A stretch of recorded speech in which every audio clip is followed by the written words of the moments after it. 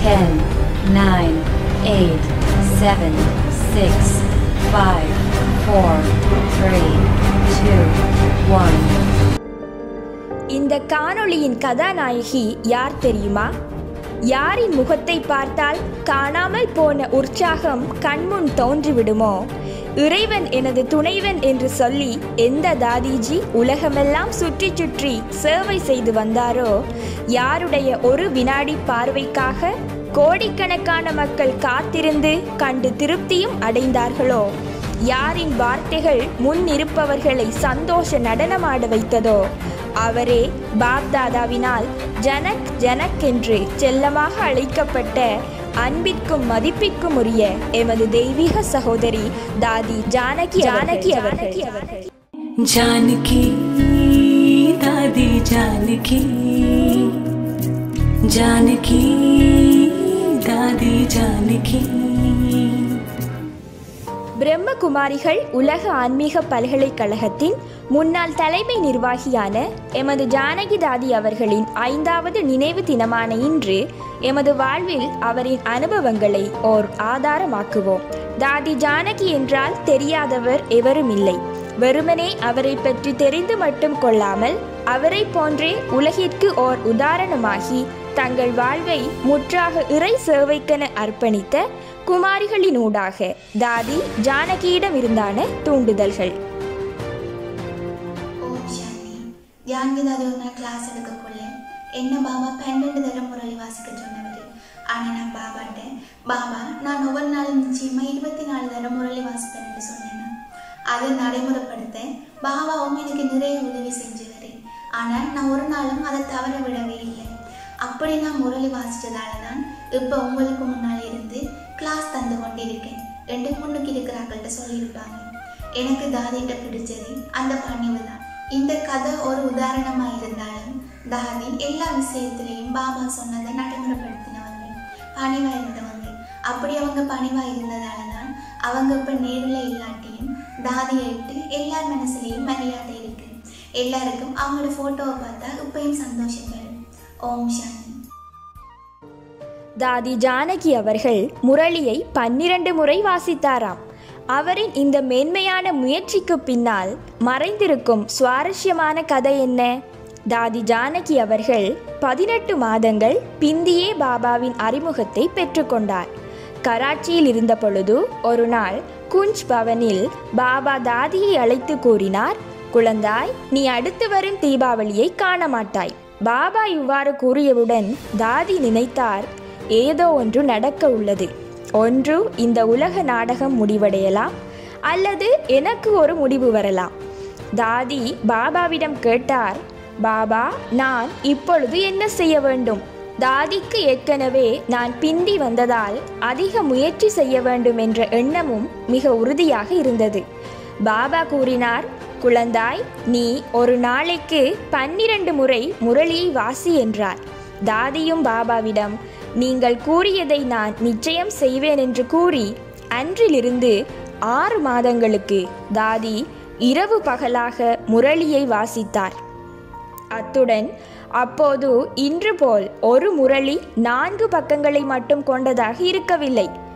ஒரு முரளி 20 பக்கங்களை கொண்டு காணப்பட்டது. சில நாட்களில் தாதிக்கு முரளியை மீட்டு பார்ப்பதற்கு ஒரு நாளின் கால அளவு போதாமல் இருந்தது. சில நாட்களில் தாதி வெறும் 20 நிமிடங்கள் மட்டுமே தூங்கிவிட்டு முரளியை வாசித்து கொண்டாராம். இதுதான் தாதி முரளிக்கு கொடுத்த முக்கியத்துவம். தாதி நான் 18 மாதங்கள் பிந்தி வந்ததற்கு அதை ஈடு செய்ய எந்தளவு முயற்சி செய்ய வேண்டும் என்பதில் உறுதியாக இருந்தார். பாபா கூறியிருந்தார், நீ அடுத்த தீபாவளியை பார்க்க மாட்டாய் என்று. ஆனால் தாதி அதற்கு பிறகு ஓர் 85 தீபாவளியை கடந்து விட்டாராம். ஒவ்வொரு தீபாவளிக்கும் தாதி இதனை ஞாபகப்படுத்திக் கொள்வார். அடுத்த தீபாவளிக்கு நான் இருப்பேனா என்று தெரியாது, ஆகையால் நான் வேகமாக முயற்சி செய்ய வேண்டும் என்று தாதி கூறுவாராம். எப்போதாவது நீங்கள் உங்கள் பௌதீக திறமைகளை இட்டு அல்லது உங்கள் ஆளுமையை மற்றவர்களுடன் ஒப்பிட்டு உங்கள் பிராமண வாழ்க்கையில் சோர்வை உணர்ந்திருக்கின்றீர்களா? அவ்வாறு இருந்தால் நிச்சயம் இதை கேளுங்கள். எனக்கு தாதிகிட்டேருந்து பிடிச்ச விஷயம் என்னன்னு சொன்னால், இப்போ பொதுவாக வந்து சில ஆட்கள்கிட்ட சில ஆளுமைகள் இருக்கும். அவங்க பாபாட்ட வந்து அதை இன்னும் வளர்த்து கொள்ளுவாங்க.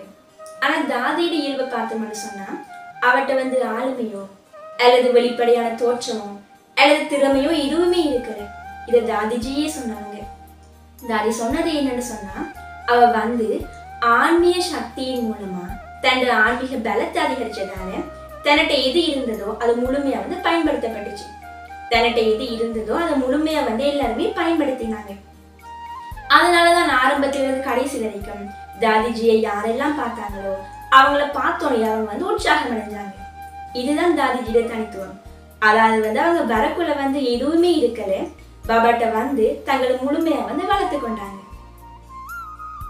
பாபா கூறியுள்ளார், இந்த வைரம் போன்று பெறுமதிமிக்க சங்கம யுகத்தின் 2 வினாடிகள் கூட 2 வருடங்களுக்கு சமமானது என்று. அவ்வாறு இருக்கையில் நீங்கள் இன்னும் உங்கள் நேரத்தை வீணாக்கி கொண்டிருக்கின்றீர்களா? அவ்வாறு இருந்தால் நிச்சயம் இதை கேளுங்கள். ஓம் சாந்தி. யான்கிராவிட நினைவு தினத்தை முன்னிட்டு நான் அவங்களைட்டு விளங்கி கொண்டது என்னன்னா, தாதி வந்து எப்பையும் நேரத்தை வீணாக்க விரும்ப மாட்டாங்க. அதை வந்து அவங்களோட நடைமுறை வாழ்க்கையில அவங்களோட இந்த சகோதர சகோதரிகள் பார்த்தாங்க. இதை வந்து நிறைய இடத்துல நான் கேள்விப்பட்டிருக்கிறேன். தாதிக்கு வந்து 2 பேர் கதைச்சு கொண்டிருந்தாலும் அந்த இடத்துல வந்து ஞானம் தான் பகிரப்படணும். ஒரு தடவை அவங்க வெளிநாட்டு சேவைகளுக்கு போயிருந்த டைம், அங்க வந்து அவங்களுக்கு பல்லு வலி ஏற்பட்டு ஹாஸ்பிட்டலுக்கு 2 சகோதரிகள் அழைச்சிட்டு போறாங்க. அவங்க வந்து ட்ரீட்மெண்ட் முடிஞ்சு வந்தனே அவங்கள பார்த்து கேட்டாங்க, இவ்வளவு நேரமும் என்ன கதைச்சு கொண்டிருந்தீங்க, என்ன செஞ்சு கொண்டிருந்தீங்க. அதுக்கு அந்த சகோதரிகள் ஒரு ஆள் சொன்னாங்க, நான் அனுபவத்தை அந்த சகோதரி கேட்டவ அதைத்தான் பகிர்ந்து கொண்டிருந்தாங்க என்று சொல்லி சொன்னாங்க. இப்போ தாதி வந்து எப்படியான சூழ்நிலையிலையும், தனக்கு ஒரு நோய் ஒரு வேலி அப்படியான சூழ்நிலையிலையும் மற்றவங்களுக்கு என்ன நன்மை செய்யலாம், அவங்க என்ன முயற்சி செஞ்சு கொண்டிருக்கிறாங்க, அவங்களுக்கு என்ன தூண்டுதலை கொடுக்கலாம்ன்றதைத்தான் யோசிச்சாங்க. சேவன்று சொன்னி அதனாலதான் ஜான்கிதாதி நமக்கு வந்து முன்னுக்கு ஞாபகம் வராங்க. தாதி சேவனுடைய ஞாபகம் வராங்கண்டா அதுக்கு என்ன காரணம்டா, அவங்க வந்து ஒவ்வொருவர் மீதும் அவ்வளவு நம்பிக்கையும் அவ்வளவு அக்கறையும் வச்சிருந்தாங்க. அதனாலதான் அவங்க சேவையிலும் முதலிடத்துல வந்தாங்க, பாபாவோட இதயத்திலையும் முதலிடம் பிடிச்சாங்க. ஓம் சாந்தி. நினைவு நினைவை தூண்டும் என்று ஒரு கூற்று உள்ளது. எப்போதாவது உங்கள் அன்பின் நினைவினால் பாபாவை உங்கள் முன் தோன்றச் செய்த அனுபவம் உங்களுக்கு இருக்கின்றதா? அவ்வாறு இருந்தால் இதையும் சற்று கேளுங்கள். ஓம் சாந்தி. தாதி ஜான்கிர நினைவு தினத்தை முன்னிட்டு தாதியிடமிருந்து நான் பெற்ற அனுபவத்தை வந்து பகிர்ந்து கொள்ளலாம்னு நினைக்கிறேன். அதாவது வந்து ஒருமுறை வந்து தாதி ஜாங்கி வந்து பாபாவை சந்திக்க போயிருக்காங்க. அப்போ வந்து பாபா வந்து கிளாஸ் கொடுத்துட்டு இருந்திருக்காரு. அப்போ வந்து தாதி ஜாங்கி வந்து அவங்களோட மனதில் இப்போ வந்து பாபா வந்து என்னை கூப்பிடணும், நானா கிளாஸுக்குள்ளே போகாமல் அவர் என்னை கூப்பிடணுமென்று நினைச்சிருக்காங்க. அப்போ வந்து அதே போல் வந்து பாபா வந்து அவங்கள கூப்பிட்டுருக்காரு உள்ளுக்குள்ள. இதிலிருந்து வந்து நான் எடுத்துக்கொண்டது என்னன்னு சொன்னால், தாதி ஜாங்கிக்கு வந்து பாபாவு மேலே எவ்வளவு அன்பு இருக்கிறன்றதான் நான் வந்து எடுத்துக்கொண்டது. அதாவது வந்து அன்பான இதயத்தை விட்டு வந்து பிரபு வந்து பூரிப்படைகின்றார் என்று வந்து பாபா வந்து சொல்லியிருக்காரு. அதுக்கு இணங்க வந்து தாதி ஜாங்கி வந்து வாழ்ந்து காட்டியிருக்காங்க. அசாத்தியமானதையும் சாத்தியமாக்கும் வல்லமையானது இறை அன்புக்கு மாத்திரம் இருக்கு என்றதை வந்து நாமளும் வந்து கருத்தில் கொண்டு அதற்கேற்ப வந்து இறை அன்பின் ஊடாக ஆன்மீக வாழ்க்கையில வந்து முன்னேறிக்கொண்டு செல்வோம். ஓம் சாந்தி. உங்கள் பௌதீக தோற்றத்தை பாபா விரும்பவில்லை, ஆனால் உங்கள் நேர்மையான இதயத்தை இட்டே பிரபு பூரிப்படைகின்றார் என்பதில் உங்களுக்கு முழுமையான நம்பிக்கை உள்ளதா? அவ்வாறு இருந்தால் நிச்சயம் இதை கேளுங்கள். ஓம் சாந்தி. நான் தாதியை பற்றி நிறைய பேர் வந்து நிறைய விஷயம் சொல்லி கேள்விப்பட்டிருக்கேன். ஆனால் தாதியால் வந்து நான் கவரப்பட்ட விஷயம் என்னன்னு சொன்னால், தாதிக்கு வந்து சின்ன வயசுலேருந்தே அவரோட தலை வந்து ரொம்ப பெருசடைந்திருக்கி. அப்போ லௌகீக உலகில் வந்து தாதியை வந்து எல்லாரும் கேலி செய்திருக்காங்க. ஆனால் எல்லாரும் கேலி செய்தாலும் தாதிக்கு வந்து ஒரு உறுதியாக வந்து ஒரு நம்பிக்கை இருந்தது. யார் என்ன சொன்னாலும் நான் வந்து கடவுள்ற குழந்தை, கடவுளுக்கு உரிய குழந்தைன்னு சொல்லி. அப்போ தாதி வந்து பாபாட்ட வந்ததுக்கு பிறகு பாபா தாதிட தலையில் கையை வச்சு சொல்லியிருக்காரு, இந்த உலகத்திலேயே நீதான் மிகவும் அழகான குழந்தை என்று சொல்லி. ஏனெண்டா உண்ட தலை வந்து ரொம்ப பெருசு, அதில் வந்து நிறைய ஞானம் இருக்குது. அதால் உண்ட தலையை வந்து நீ ரொம்ப பாதுகாப்பாக வச்சிருக்கணும்னு சொல்லி. அப்போ நம்ம வந்து என்ன விளங்கி கொள்ளணும்னு சொல்லி சொன்னால், தாதிக்கு வந்து யார் என்ன சொன்னாலும் கடவுள் எனக்கு இருக்காருன்ற உறுதியான நம்பிக்கை இருந்தது. அதுபோல் எங்களுக்கும் யார் என்னதான் சொன்னாலும் நாங்களும் வந்து உறுதியாக வந்து நம்பிக்கை வைக்கணும் கடவுளில். யார் என்ன சொன்னாலும் கடவுள் வந்து எனக்கு இருக்காரு என்று சொல்லி. ஓம் சாந்தி. பிராமண வாழ்வின் மூச்சு சேவையே ஆகும், அத்துடன் சேவையே ஓய்வும் ஆகும். இதை நடைமுறையில் வாழ்ந்து காட்டினார் தாதி ஜானகி அவர்கள். வாருங்கள், தாதி ஜானகியிடம் இருந்தான சேவைக்கான தூண்டுதல்களை அறிந்து கொள்வோம். சேவை என்பது விருப்பத்துடன் செய்யப்படுவது. அதில் எதிர்மறையான எண்ணங்கள் உருவாகக்கூடாது என்பதில் தாதி அதிக கவனம் செலுத்தினார். ஓம் சாந்தி. இன்னைக்கு தாதி ஜானகியோட நினைவு நாள். நான் பாபாட்ட வந்ததிலிருந்து சென்டருக்கு நிறைய சீனியர்ஸ் வந்திருக்காங்க. அவங்க நிறைய கிளாஸ்ல எப்படியாவது ஒரு தாதியை பத்தி என்னன்னு ஒரு கொஞ்சம் விஷயம் என்னன்னு சொல்லுவாங்க. அதுல வந்து அவங்க தாதியோட இருந்த எக்ஸ்பீரியன்ஸ் இல்லாட்டி அவங்களுக்கு பிடிச்ச தாதி அப்படி அவங்க ஷேர் பண்ணுவாங்க. அப்படி ஷேர் பண்ணதுல எனக்கு பிடிச்சது வந்து ஜானகி தாதி ஜானகி வந்து ஒரு சேவையை ஒரு ஆளுக்கு கொடுக்கக்குள்ள அந்த சேவையில விருப்பம் இல்லாம ஏதாவது ஒரு சின்ன சலனம் அவங்களோட முகத்துல தெரிஞ்சாலும் அந்த சேவை வேணாம்னு சொல்லிடுவாங்களாம். நீங்க அந்த சேவையை செய்ய தேவையில்லை. அப்படி எந்த சேவையை செய்யறாலும் இது வந்து இறை சேவை, இதயபூர்வமா செய்ய வேண்டியது. இப்படி அவர் சேவைக்கு இவ்வளவு முக்கியத்துவம் கொடுக்கிறாவும் என்றதுல வந்து நான் மிகவும் தூண்டப்பட்டேன். ஓம் சாந்தி. உங்கள் முயற்சியில் அல்லது சேவையில் களைப்பை உணர்கின்றீர்களா? கவலை கொள்ளாதீர்கள். தொடர்ந்து முயற்சித்து பாருங்கள், அதன் பலனை நிச்சயம் பெறுவீர்கள். அதற்கு முன் இதையும் சற்று கேளுங்கள். ஓம் சாந்தி. தாதி ஜானகி அவர்களுடைய நினைவு தினத்தை முன்னிட்டு அவர்களிடமிருந்து நான் பெற்ற தூண்டுதல்களை உங்களுடன் பகிர்ந்து கொள்ளலாம் என நினைக்கின்றேன். தாதி ஜானகி என சொன்ன உடனேயே எனக்கு முதலில் ஞாபகத்திற்கு வருவது அவருடைய இடைவிடாத தொடர்ச்சியான முயற்சிகளும் அத்தோடு உற்சாகமான களைப்பில்லாத சேவையும் தான். அவர் ஆரம்பத்திலிருந்து இறுதி வரைக்கும் கடவுளுடனான வாழ்க்கையை மற்றவர்களுக்கு உற்சாகம் கொடுப்பதில் பயன்படுத்தினார். அத்தோடு வயது என்பது முயற்சிகளுக்கு ஒரு தடையே இல்லை என்பதை அவரின் வாழ்க்கையினூடாக எங்களால் புரிந்து கொள்ள முடிந்தது. ஆகவே உலக மக்களால் எது இயலாத விடயமாக இருந்ததோ அதை இலகுவாக அவர் சாதித்து காட்டினார். இவ்வாறு மறைந்தாலும் மறையாத நினைவுகளாக எங்களுடைய மனதில் தாதி ஜானகி அவர்கள் வாழ்ந்து கொண்டிருக்கிறார். அதே போல் நாங்களும் மகத்தான செயல்களை செய்யும் போது உலகத்திற்கு உதாரணமானவர்களாக முடியும். ஓம் சாந்தி.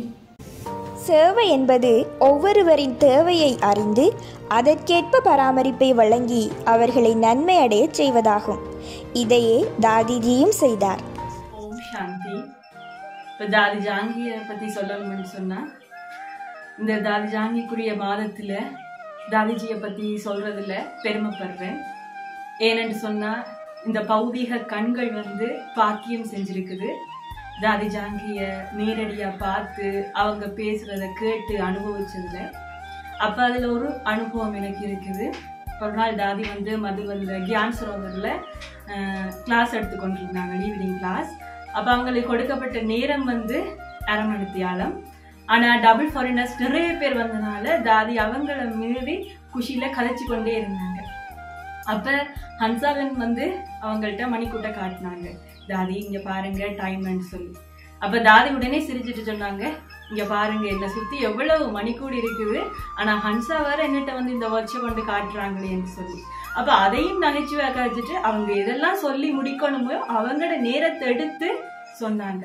இப்போ நான் அந்த டைம்ல விளங்கி கொண்ட விஷயம் என்னன்னு சொன்னா, இப்போ நான் யோசிக்கிற நேரம் சேவையிலிருந்த ஆர்வம், அதாவது அவங்கள வந்த குழந்தைகள் எப்படியோ தன்னிட்ட இருந்து பெற்றணும், பாபாட அனுபவத்தை எப்படியோ கொடுத்துடணும், எல்லாரையும் உற்சாகப்படுத்தி சந்தோஷப்படுத்தணும்ன்ற ஆர்வம் வந்து அவங்கள்ட்ட இருந்தது. அதை நான் தாதிட்ட இருந்து கற்றுக்கொண்டேன். இப்போ கடைசி நேரத்திலையும் வந்து தாதியை பார்க்குற வாய்ப்பு கிடைச்சது. தாதி வந்து எதையுமே பேசலை, நான் யார், நான் யாருக்குரியவன், அவரோட வாயிலிருந்து வந்த வார்த்தைகள் அதுதான். அப்ப அதை கேட்கிற நேரமே நான் யார் என்ற உணர்வுக்குள்ள ஃபுல்லா மூழ்கி போய் அனுபவம் செஞ்ச ஒரு உணர்வு இருந்தது. தாதிய பார்த்த எல்லாருமே அந்த உற்சாகத்தையும் சந்தோஷத்தையும் அனுபவிச்சாங்க.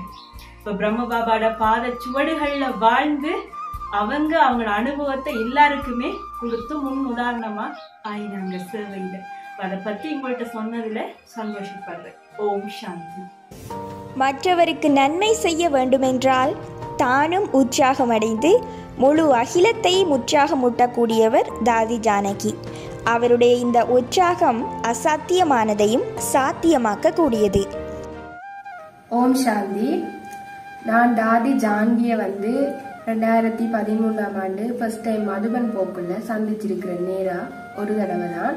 அப்போ தாதிகிட்ட எனக்கு பிடிச்ச விஷயம் என்னென்னா, அவங்க ரொம்ப தைரியமாகவும் உற்சாகம் நிறைஞ்சவங்களாகவும் இருந்தாங்க. அவங்க எங்களுக்கு ஒரு கிளாஸ் எடுத்தாங்க. கிளாஸ் எடுத்து முடிய எங்களுக்கு தோழி தர வேண்டி இருந்துச்சு. அப்போ அந்த டைம் அவங்களோட பிராமணியா அவங்கள கூப்பிட்டு கொண்டிருந்தாங்க. தாதி போவோம், நாங்கள் தோழி பேராக்கள் கொடுக்கலாம், அப்போ எல்லாருக்கும் நீங்கள் கொடுக்க தேவையில்ல தாதி, வாங்க போவோம். அப்போ ஏன்னா அவங்களோட உடல்நிலையை கருத்தில் கொண்டு அவங்களோட உதவியாளர் அப்படி சொன்னாங்க. ஆனால் தாதிக்கு சேவையில் அவ்வளோ விருப்பம், ஒவ்வொருத்தர்லையும் அந்த அளவு மரியாதை, ஒவ்வொருத்தர்லையும் நல்ல உணர்வு இருந்ததால எல்லா குழந்தைகளையும் பாபாட அவங்க அவங்களே சொன்னாங்க, இல்லை நான் எல்லாருக்கும் எந்த கையால் கொடுத்துட்டு தான் வருவேன். அப்படி அப்போ தங்களோட உடல்நிலை எல்லாத்தையும் தாண்டி தங்களோட வயது அதெல்லாம் கடந்து சேவையில் அந்த அளவுக்கு உற்சாகமாக இருந்தாங்க தாதி. அப்போ நம்மளும் அவங்கள்ட்ட இருந்து இப்படியான விஷயங்களை நிறைய கற்றுக்கொள்ள வேண்டி இருக்குது. அடுத்தது தாதி அந்த சைக்காலஜியோ எந்த விஷயங்களோ பௌதீகமான கல்வியோ அதெல்லாம் நிறைய படித்ததே இல்லை. 3ஆம் வகுப்பு தான் படிச்சிருக்கிறாங்க. 3ஆம் வகுப்பு வரைக்கும் படித்தவங்க. ஆனால் இந்த உலகத்தில் மிகவும் அசைக்க முடியாத மனநிலை கொண்ட ஒரு நபர் என்ற விருதை கூட வாங்கியிருக்கிறாங்க. அப்படி என்று சொன்னா அந்த ஆன்மீகத்தில சக்தி, கடவுளுக்கும் அவங்களுக்குமான அதிகளவான தொடர்பு, அப்படியான ஒரு தொடர்பை நம்மளும் ஏற்படுத்தி கொள்ளணும். நம்மளும் அந்த அளவு சக்தி வாய்ந்த ஒரு நபரா மாறணும். தாதிட்ட இருந்து நான் கற்றுக்கொள்ற விஷயம் அது. ஓம் சாந்தி. சேவையில் நல்ல சேவை, கெட்ட சேவை, பெரிய சேவை, சிறிய சேவை என்று சேவையில் தரம் பிரித்து பார்த்ததுண்டா? அவ்வாறு இருந்தால் நீங்கள் நிச்சயம் இதை கேளுங்கள். ஓம் சாந்தி. ஜானகி தாதிட்ட எனக்கு பிடிச்ச விஷயம் என்னன்னு சொன்னால், அவள் சேவையை உணர்வோட செய்யுது. ஒரு நாள் தாதி ஃபாரினுக்கு சேவைக்கு போயிருந்த நேரம் அங்கே இடமெல்லாம் பெருசாக கிடைக்காதாம். அப்போ ஒரு ரூம் அப்படித்தான் சென்டர் நடத்துறதுக்கு கிடைச்சிருக்குது. அப்போ அந்த நேரம் ஒரு வசதியுமே இல்லை. அப்போ தாதி என்ன செஞ்சுருக்காங்கன்னா, அங்கே ஃபாரினில் வீட்டில் தேவையில்லாத சாமானெல்லாம் கழிச்சு வச்சு அப்படி வச்சிருப்பாங்களாம். அப்போ அதில் ஒரு வீட்டு கதவு கலட்டி வச்சுருந்தாங்களாம் தேவையில்லாத சாமானில். அப்போ அதை எடுத்துக்கொண்டு தான் நித்திர ஓடுறதுக்கு கட்டில் கூட இருக்காதாம். அப்போ அந்த கதவை அவங்க கலட்டி கழிச்சு வச்ச அந்த கதவை போட்டு அதில் நித்திர கொண்டு பிறகு அதையே கரியாக பயன்படுத்தி அதிலிருந்து முரளி வாசிச்சாங்களாம். அதோட தாதிக்கு அந்த நேரம் இங்கிலீஷ் தெரியாது. அப்போ அது இல்லாமல் இப்படி சேவை செய்கிறது என்று யோசிக்காமல் அவள் இந்த சென்டரில் அந்த அதிர்வலைகளை உருவாக்கி வச்சாலாம். பாபா நினைவு செஞ்சு நினைவின் மூலம் நல்ல சூழல், நல்ல அதிர்வலைகளை உருவாக்கி வச்சு ஜெயந்தி பெண், சுதேஷ் டிடி அவங்கெல்லாம் கோர்ஸ் கொடுக்குறதுக்கு தேவையான நல்ல அதிர்வலைகள் உருவாக்கி வச்சு அதன் மூலம் தாதி சேவையை வளர்த்து கொண்டாங்களாம். அதே நேரம் தாதி தான் கிச்சனில் நின்று சமைப்பாங்களாம்.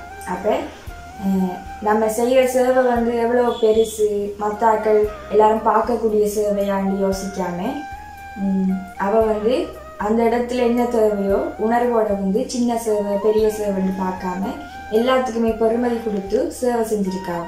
இப்போ தாதி 5 வருஷமாக கிச்சனில் அவள் தான் சமைச்சு கொண்டு இருந்திருக்காள். 5 வருஷத்துக்கு பிறகு தான் தீதிக்கு அதை தெரிஞ்சு தீதி சமைக்கிறதுக்கு தாதிக்கு ஆள் அனுப்பியிருக்கிறாங்க. அப்போ தாதி அதை எவ்வளவு உணர்வோடு செஞ்சுருக்காங்கன்றது நான் பார்த்தேன். அப்போ நானும் கற்றுக்கொண்டேன். நம்ம சேவை செய்யக்குள்ள உணர்வு தான் முக்கியம். அதில் இந்த கலப்படம் கலந்துடக்கூடாது. நம்ம எவ்வளோ உணர்வோட சேவை செய்கிறோமோ அவ்வளோத்துக்கு தான் நமக்கும் நன்மை, அது மற்றவர்களுக்கும் நன்மை. நம்ம சேவை நல்ல துல்லியமாக செஞ்சு அது வந்து நல்ல பிரபல்யமாகினாலும் நம்மளோட உணர்வில் வந்து கொஞ்சம் கலப்படம் வந்தாலும் அந்த சேவையிட பலன் வந்து குறைஞ்சிரும். அப்போ உணர்வை வந்து எப்பயுமே குறைச்சி கொள்ளக்கூடாது, அதை வந்து எப்பயும் அதிகரிக்கணும் சேவையிலிருந்து கற்றுக்கோங்க. ஓம் சாந்தி. பாபா அனைவருக்கும் கூறிய விடயம்தான், ஆனால் அதை தினமும் செய்தார் தாதி ஜானகி.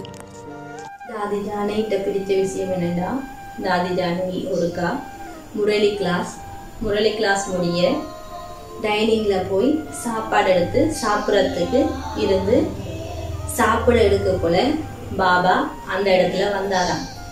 பாபா வந்து தாதி ஜானகியை பார்க்க போல தாதி ஜானகிக்கு நான் ஏதோ பெரிய தப்பு செஞ்ச மாதிரி தாதி ஜானகிக்கு இருந்துச்சான்.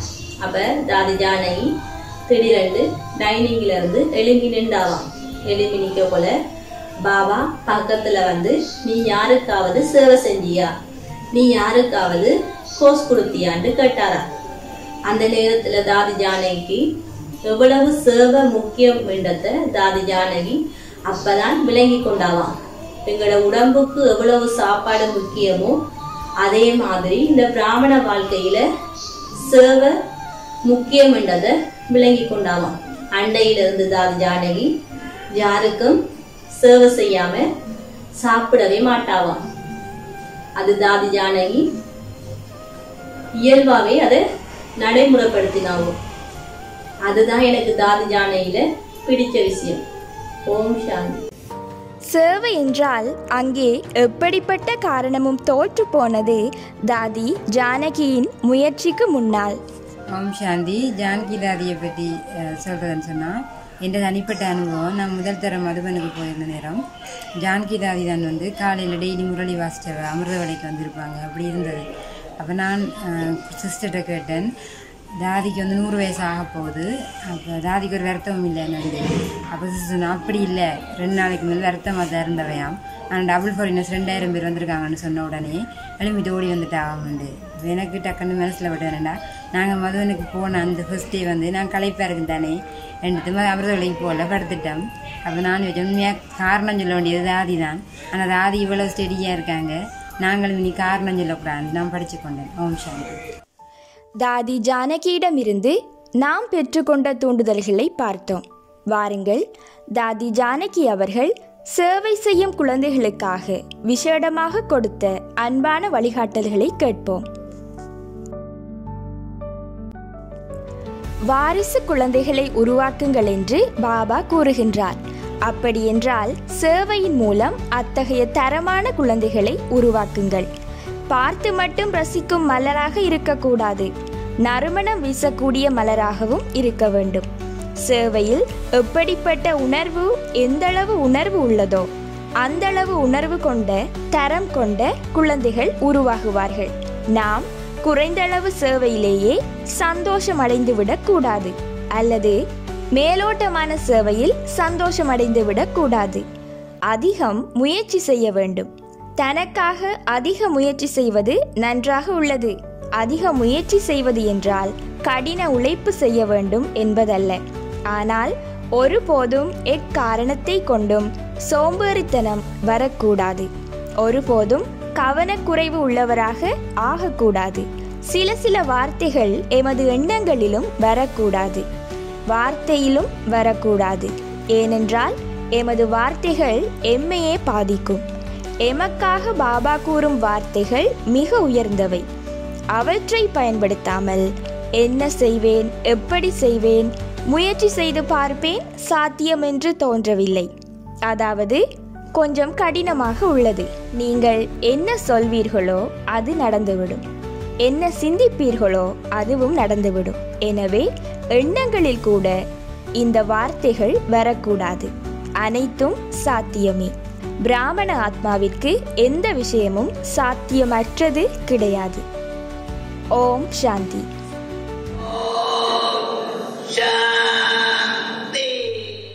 चलते चलते चलते चलते आज के संसार में रहना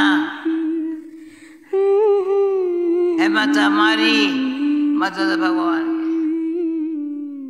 और एक की चलते चलते यूं ही कोई